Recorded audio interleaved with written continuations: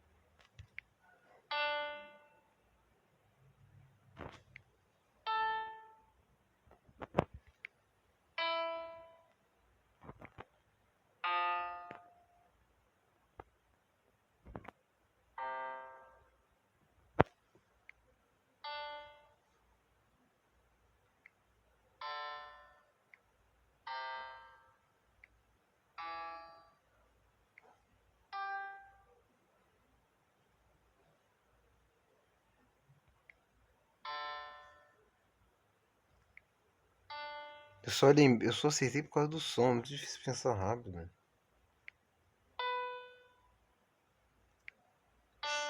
Si, do, ré, do, si, lá, sol, sol. Eu vou começar a falar, tá, gente? Acho que é si, cara, porque tá lá no meio. Aqui é mi, a gente sabe. Acima da linha suplementar é o si ali.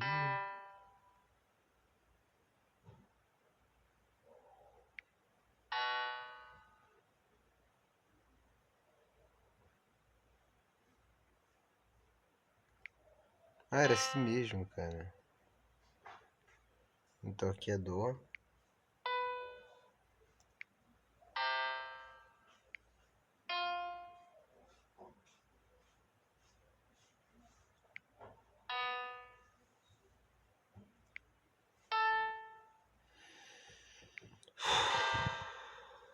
Quero começar a falar, tá, gente? Tá, fazer o último aqui.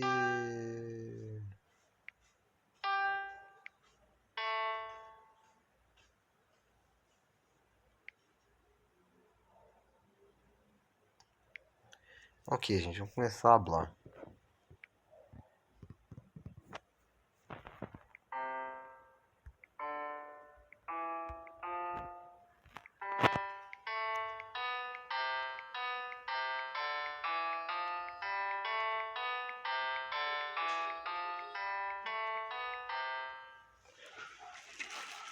Tá, vamos começar a falar, gente. A primeira coisa eu quero falar sobre. Discursar sobre o método do xadrez. O método, por assim dizer, é dito que tem que controlar, botar as peças para jogo e controlar o centro com o objetivo de, por assim, conectar através disso, né? Conectar as torres e fazer o rock. O rock é esse movimento especial para garantir a segurança do rei. Mas, assim como toda regra, se é que é uma regra, né, partindo do pressuposto que a regra pode sim ter exceção, deixa dentro tem uma regra.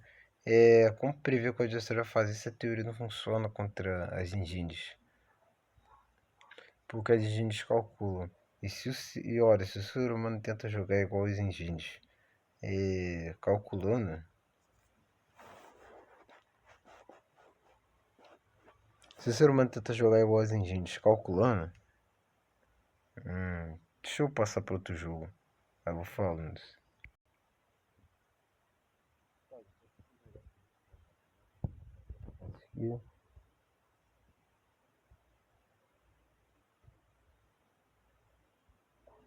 E, e olha, se xadrez se joga dessa forma, então você já admite que xadrez virou cálculo puro.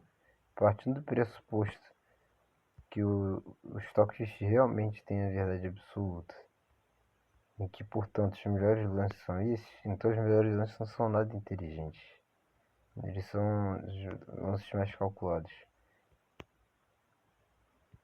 E portanto, xadrez por um tempo treina sua inteligência, depois treina cálculo. Você já vai partir de certos pressupostos, que nem foi somente que desenvolveu.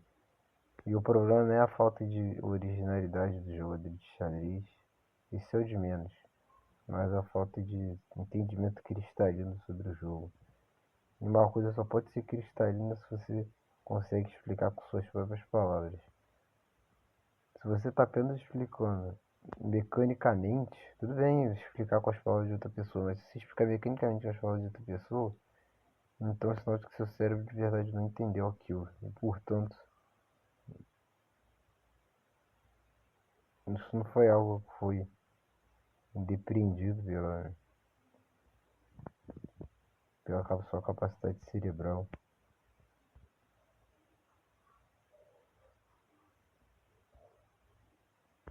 Ou seja, a priori seu cérebro está vazio.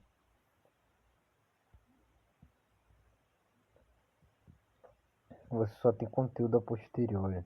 Só tendo conteúdo a posteriori, você não pode dizer que xadrez realmente está fazendo essa coisa toda com o seu cérebro. Talvez seja bem mais complexo para neurotípicos os cálculos, e talvez seja por isso que eles, ou talvez porque eles sejam muito mecânicos no cálculo, por isso, para eles mesmo assim xadrez tem esses benefícios todos, mas digo para vocês que acaba que xadrez tem só os benefícios sociais e não os intelectuais. Agora, a carta para o professor de teclado, quando ela falou sobre os punhos e de não poder movimentá-los muito, ou então na técnica pianística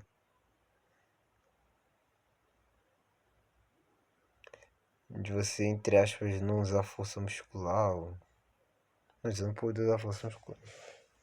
Claro que ela botou, talvez eu tenha botado aspas sim nisso, nós mais aspas que eu, calma que eu vou explicar. Você não, entre aspas, não usar força, não poder usar força muscular na técnica pianística e ter que botar na ponta dos dedos a força, não mexer muito o pulso. É, as suas teclas são mais, as teclas do seu piano são mais largas que a do meu teclado de estudo, já que o meu teclado é justamente para iniciantes com teclas sem peso e até bem chato porque elas são menos largas e portanto elas exigem um esforço maior para sendo mais largas exigem um esforço maior para você destacar qual nota, quem é quem que você está querendo tocar. Já é difícil para eu que sou autista lembrar qual que foi em qual dedo que tá. Porque eu tento evitar esse contato também, né? Já é bem difícil meu cérebro lembrar qual dedo tá em qual nota. Não bastasse ainda não poder fazer nada, como é que eu vou criar memória muscular se eu não posso usar muitos músculos? Que na verdade mesmo, eles não estão enfeitando. Não é como se também eu estivesse só usando os músculos para poder tocar as teclas. É só que. Eita, sem querer, cara. Eu quis botar o peão ali. Sem querer o peão. Aí não vai ser mate, mas o mate tá chegando. Mate. Aí como eu posso dizer?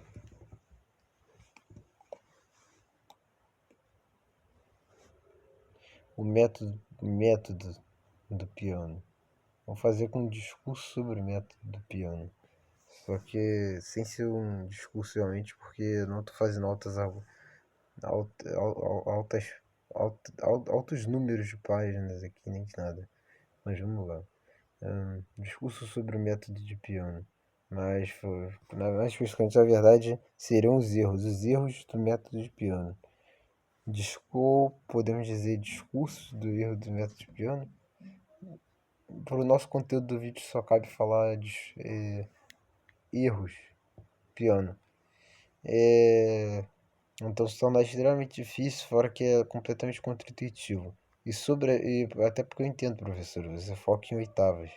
Mas se você parar os movimentos que às vezes que as pessoas fazem no teclado, até tecladistas e pianistas diferentes, é diferente.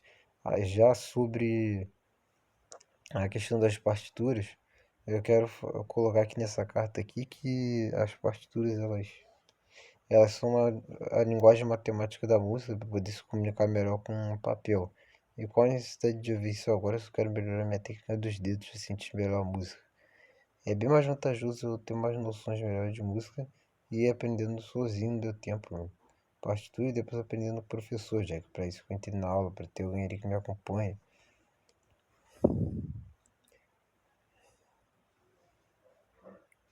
Até porque, como o próprio livro advertiu, faça essas lições, o livro evolua rápido, faça essas lições com amor.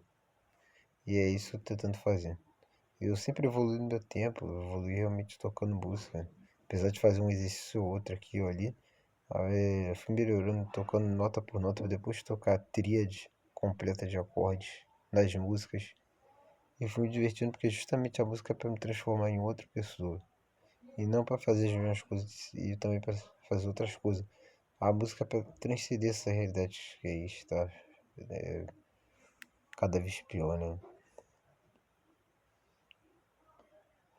A música pode ser o alívio do ser humano. Acho que era só isso que eu tinha pra falar nesse vídeo, né? Valeu, gente.